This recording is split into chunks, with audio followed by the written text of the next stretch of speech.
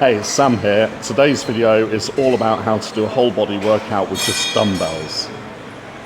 This is one of my videos more aimed at beginners, so you may wish to look at the rest of the videos on the channel or subscribe if you want the more hardcore content, more advanced stuff, nutrition, all the rest of it. But it's come to my attention that a lot of you do home workouts and just have access to dumbbells, so I'm going to explain how to do a whole body workout, a little bit about which dumbbells you may need. I'm only assuming that you need an incline bench as well with your dumbbells, and I'll take you through muscle group by muscle group, top to bottom, everything that you can do that I consider most effective with dumbbells at home. I'll touch on some of the limitations with dumbbells and when you may wish or need to move on to the gym, but it has to be said that actually for everything upper body except back to the maximum, you can do pretty much all the way with dumbbells. So it is serious stuff. And it is something that you can get quite a lot out of, especially for shoulders, chest, arms. You'll see that through today's demonstration. Now, starting with the kind of dumbbells you may want for this, if you've just got limited space at home perhaps, there are the adjustable ones that we see nowadays, stuff like Bowflex or the Power Cube ones, things where there's a mechanism where you pull out of the block the weight selection that you've made on the twisting mechanism. There's all sorts of reviews about this sort of thing, but I can definitely recommend the Bowflex or similar.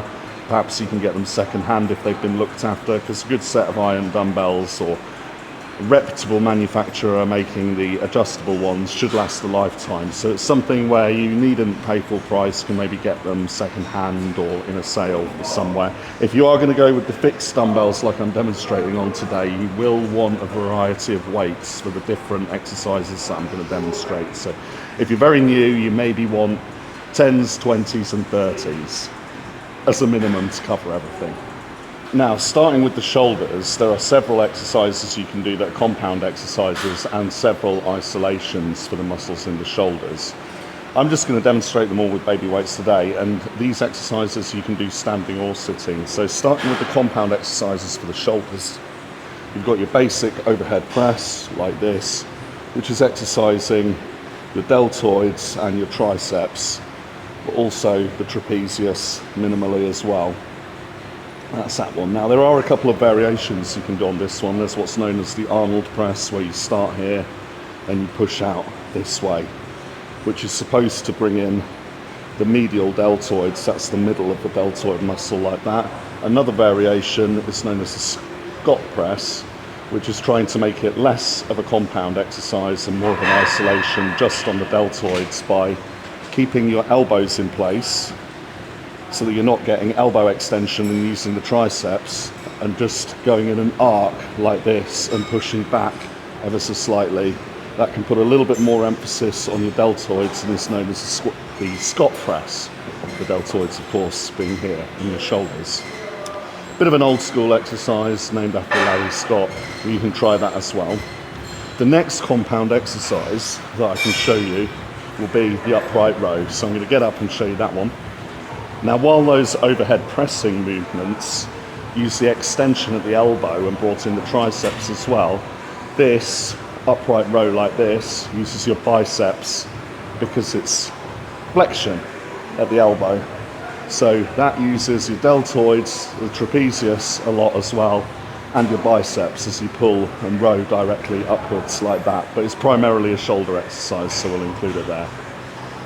Then moving on to the isolation exercises for the different parts of your shoulders. We're mainly looking at the parts of your deltoid. The front of it is called the anterior deltoid, and then you've got the side delts, the lateral head of the deltoid if you like, and the rear delts, which is the back of it. It's easier to see the three parts of it when your arms up like this and flexed, but today's not a shirts off day. I'm just going to demonstrate. So the front of your deltoids is an isolation, can be done with front raises like this, or even hands together. And you can do that leaning forwards on your bench, of course.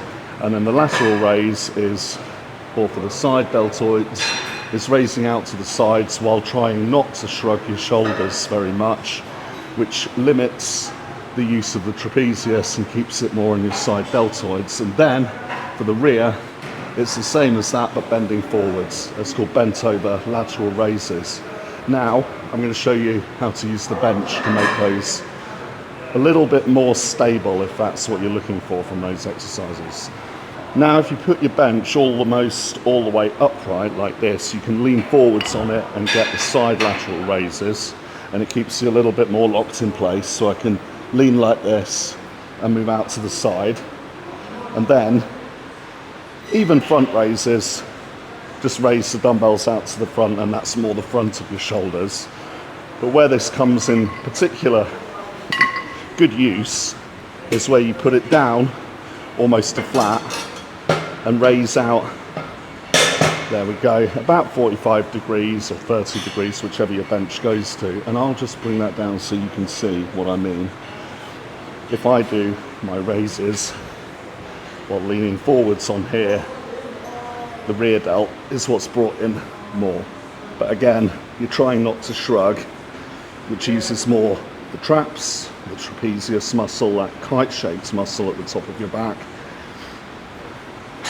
And you try and stay wide and just do it with your shoulders, and that's exercising the rear deltoid. Now we're going to move on to the chest. With the chest, it combines a lot with the front deltoids depending on the angle that you've got your bench on. But very broadly, there's two types of chest exercises. The compound exercises for chest are all presses, which go like this, and they're compound exercises because there's also extension at the elbow, which is bringing in your triceps as well as your pectorals, which cause adduction of the humerus around the shoulder. Now, sorry, abduction.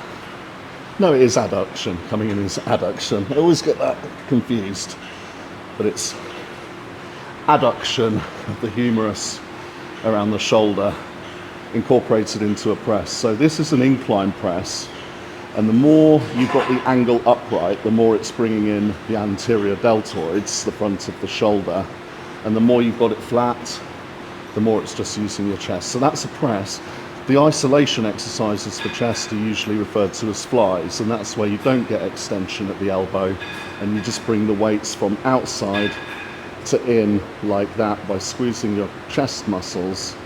And you can see that that is bringing the upper arm closer to the front of the body around the shoulder, and that's the function of the pectorals. And you're putting resistance against the function of any muscle to exercise it. These are simply the tools, but dumbbells are very versatile tools for it. One of the most versatile. It's really just a couple of areas where they're a little bit lacking, which we'll cover later. Now with your bench, when you have it all the way upright like this, it's doing the pressing motion upwards is all the shoulders and not really the chest at all. But then it becomes blended as you start to take it down. Once you've got it to this sort of angle, it may involve the chest a little bit, but this sort of angle would be what they call a high incline, which is using your anterior deltoid and your chest about equally. Once you bring it down to about here, about 45 degrees, that'll be your standard kind of incline press, and would be mostly the upper portion of your chest, but a bit the front of the shoulder. As you come down, it's using even less of the front of the shoulder and more the chest, and if you're just really on the chest, you'd have your incline bench all the way down like this. So it's actually a good thing to do if this is the equipment that you've got access to. You've just got your decent bench and your dumbbells. You experiment with all of those angles. I would say particularly the flat for chest, the incline for the upper chest, and the high incline for real emphasis on the upper chest, and bring in a lot of the shoulders, and then bolt upright for just the shoulders. So I'm just going to show you with it flat what would be more just your chest exercise. This would be your press like this. You see the use of the triceps, and then your fly like this. It comes out to the side, you get the stretch, and you bring it up here, and there shouldn't be much movement at the elbow doing that isolation for chest there.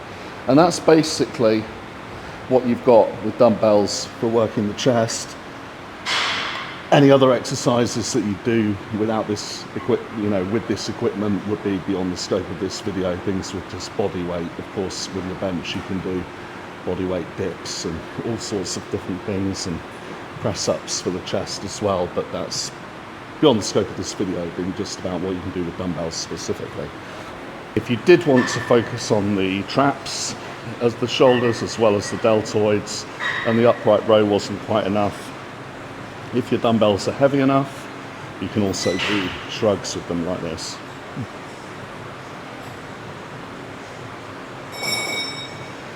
And there you're just shrugging your shoulders while holding the weight that's providing the resistance from your handstand.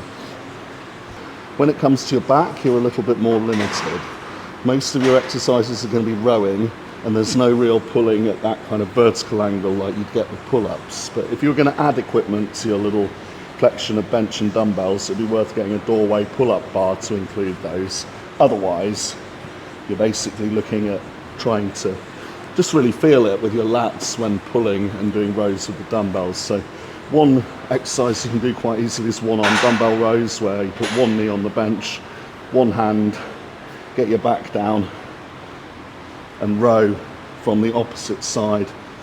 Again, it's a compound exercise using the muscles in your back and your biceps, because you're getting flexion at the elbow there. And of course you would do that on both sides.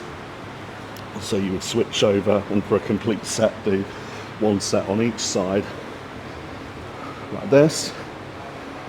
This combined with the upright rows would give fairly decent coverage to the back. And then an exercise you can do for the lower back would be deadlifts. If your dumbbells go heavy enough, or your collection contains a set heavy enough, it may be worth exercising the lower back by just holding them and picking up from about here like this. So you keep your back straight, then bend your knees, you keep looking up, and you can do deadlifts with dumbbells. However, it's probably, with the dumbbells you can get and the weight you'd get up to, going to be less effective than some other exercises. I've got one more rowing one to show you with dumbbells. If you put your bench again on about a 45-degree incline and row both sides, you can exercise a lot of the mid-back, the teres, the lats, and if you combine all of that, you've got a decent back workout, but not as effective as what I was previously describing for your deltoids and your pectorals. So this would be your rows. If you get your heavier dumbbells and you row like this, you can get a good contraction of the lats. Again, though, a compound exercise, so you've got elbow flexion and biceps recruitment as well in this exercise.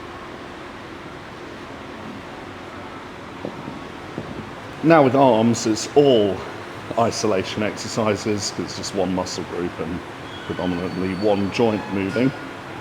Starting with biceps, there are loads of options with curls. So your basic dumbbell curls like this, alternating, is your very basic biceps exercise. If you want to bring in the brachioradialis and the forearms a little bit more, you can do what's called a hammer curl, where there's no twist to it, they just stay straight like a hammer, like this. And then even for more forearms, you can turn your hands to the pronated position, that's palms down, and curl them like this. And then you've got loads of options with the bench I'm going to show you now. One of your main options with the bench is to put the back right up, put your elbow forward onto it, and you can do one arm preacher curls with dumbbells like this. Get the full extension like that, and that really isolates the biceps, particularly the inner head of the biceps. Obviously, do both arms. You got that there. As a version of the preacher curl. Then your next option, using your bench, is to take it right down to 45 degrees or even lower. I personally like it slightly lower to do what they call incline dumbbell curls. You lie back here, you let the elbows go behind the body, and you isolate the biceps curling up like this, which is a little bit more emphasis on the outer head of the biceps muscles. And those are your main options with the bench, and really shows you that you can get a pretty comprehensive biceps exercise out of just your dumbbells here. Moving on to triceps. While I'm here on the bench, I may as well show you the skull crushers. You may have seen people do this with a barbell, but you can also do it with dumbbells. So your elbows come up. The dumbbells come down to just either side of your forehead. And then as you extend at the elbow, you're exercising your triceps, pushing them like this. Now, you are limited on options for push downs like people use with the cable with the triceps, but there are loads of other triceps exercises that you can do. You can do one arm extensions where you put one dumbbell like this and extend there. And if you've got a dumbbell heavy enough, you can do both triceps at the same time by holding it like this and behind the head, extending up here. And then lastly, you've got what they call triceps kickbacks, where you put your body in very much the same position as you do those bent over lateral raises for your rear deltoids. And you hold the dumbbell here with your forearm perpendicular to the ground, and then extend at the elbow there, lifting the weight with your triceps. And you can do both hands at the same time, or you can just switch over. I find it a little bit more stable to do one at a time and kick back here. I'll just show you like this. All triceps isolations. That covers the best of what you can do with your upper arms with just dumbbells. If you want to be really thorough, you can even exercise your forearms in an isolated way with just the dumbbells. If you put your forearm on the very edge of your bench, so sit on your bench with the weight in your hand, with just your wrist hanging off, and you curl just at the wrist. With your palms up, you're working the forearm flexors, as they're called collectively. And then if you put it the other way, with this leaning on the bench, and you lift up at the wrist, you're using the muscles in the forearms that are collectively known as the forearm extensors. You can do that with, if there's room on your bench, you can do that with both hands at the same time, both ways, or just do them individually. That would be very, very thorough to exercise your forearms as well. If you're very bored watching TV or watching my channel perhaps, you can just do your forearms exercises. Now it's really all those arm exercises and the shoulder and the chest ones that could have the development of those areas of your body as good as anyone if you get dumbbells heavy enough as you progress and just do dumbbell exercises. I really promise you that. But you can exercise the whole body, you can do certain things with your back as you've seen. I'm now going to show you the lower body exercises, stuff for your legs, where honestly you'd be a little bit limited with dumbbells, but what you can do here is still productive, it's still better than nothing, and it's certainly something that's very convenient if you've got a setup at home. So first thing I can show you that's using both legs together, compound exercise for the glutes and the quadriceps, would be the goblet squat, where you hold a dumbbell like this way, put your hands under here and grip it up to your chest, get in the squat position, and you squat down and let your elbows just come down to between your knees. You can squat there. Any kind of squat is a compound exercise because your hips move and your knee, you get knee flexion and extension as well. So a bit of tension on the hamstrings, but it's primarily using your quadriceps and your gluteus muscles. So that's one option there. Another option for your legs, which is really nice for varying how much of the quads and hamstrings you're using, what ratio of them you're using depending on your stance, is lunges. You can hold the dumbbells out to the side like this, and you can lunge on one leg like this. The further out you put your foot, the more it's going to be on your glutes and hamstrings. The closer you put your foot for the lunge, the more knee flexion you're going to get rather than at your hips, and the more it's going to be on your quads. So you could alternate which side that you lunge on, or you can do all your reps on one side and then all the reps on the other. that's a choice for you, but that's your next best option with the dumbbells. Of course, there are even more options once you incorporate your bench as well. You can do what's called split squats. If you put one foot back on your bench like this, just on the top of the foot, and the other foot flat in front, hold the dumbbells to the side, and then squat on one leg like this. The further forward you put your front foot on the ground, and the more you lean forwards, the more it'll be glutes and hamstrings. The more upright you keep your body like this, the more it'll be quads as you do split squats like this.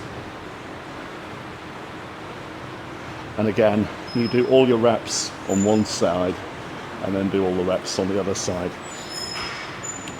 And those, especially if you're a beginner, would be a very productive leg workout just with dumbbells. The last part of your legs that you may wish to exercise, if you've got dumbbells heavy enough, is your calves. If you get a little wooden block or some other step that you can put your toes on, you can put your dumbbells on your knees and do seated calf raises just by flexing at your toes and lifting the weight that's there. And then you can do standing calf raises by putting your seat all the way up to upright and just holding it to stabilize yourself while you hold a weight in the other hand and stand on one foot on your block. You can do the standing calf raises, but this is less effective, and you don't really see too many people deliberately do dumbbell work for that kind of muscle group. And that covers today all the best of the exercises that you can do just with dumbbells, which I hope you found useful if you are limited on having access to a gym, or you're a beginner and you started with dumbbells. If you think this is a useful video and a good collection of exercises all in one, please send to anyone that's in those kind of circumstances. But wrapping up, I think it's fair to say that a lot of these exercises are some of the best exercises in the whole realm of resistance training. You know, when people have access to everything in a gym like this, things like dumbbell presses for chest and overhead presses with dumbbells and side lateral raises, and a lot of those arm exercises are what we choose to do out of everything. And they're the sort of things that you could really focus on and do as well as anyone at home with dumbbells. As I said before, it's only really some of the things you'd want to do with your back muscles and your legs where they become particularly limited. But you know, for all of those showy mirror muscles and what people like training the most, like chest and shoulders and biceps and that kind of thing, you're really covered with these dumbbells. And for all of the muscle groups I've described, particularly if you're new at this, you could have a very, very productive workout. You could train whole body at once with all of this, or split it up into upper lower. And in one of my previous videos that I'll link to in the description or put up somewhere, we did actually use dumbbells quite a lot and did the whole transformation in just home workouts, and there's a picture of that on my Instagram. So a lot can be achieved at home, and this is what you do with dumbbells. And I really hope that this video has helped someone who's beginner, or is perhaps useful to someone that's, you know, a little bit anxious about going to the gym for whatever reason, or would rather approach this on their own one step at a time. I urge you, please just give it a go. If it's getting hold of the dumbbells, if you buy decent ones, you buy them second hand, they'll have the same resale value if you decide that it's not for you, or you've moved on to the gym now, or you don't have space. So if you're thinking about the cost of it, I would say just look for some well-made second-hand Power Cube ones or Bowflex ones, or just a selection of ones that are going to be heavy enough. And if you've bought them second-hand and look after them, you'll be able to resell them for as much as you bought them. So I really hope there's nothing holding you back from getting into resistance training with this little introduction here.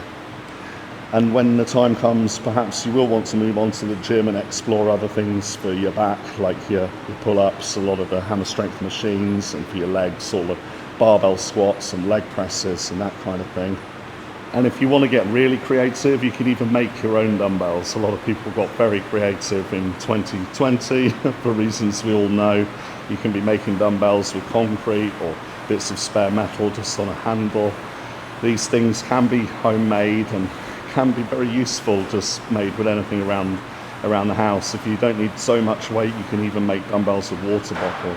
Interesting fact, the term dumbbell is just taken from an antiquated word for a stupid person. That's what a dumbbell is. So they're named after stupid people. Apparently only stupid people do this. You know, it doesn't bother me, I'm pretty stupid. But actually, what I do want to say on a serious note is that resistance training and the benefits it gives you for maintaining muscle throughout your life and longevity and well-being, like, it is actually for everyone. And so I created this video as one of my more like beginner ones, more accessible ones, not so bodybuilding focused thing, because if this lot isn't for you, or the rest of my channel isn't for you, still the benefits of resistance training may be for you, and this may be like the best route in. So if that's you that I'm describing, I really wish you all the best, and if you have any questions or any other concerns, just pop them in the comments and I'll reply to you soon. Cheers.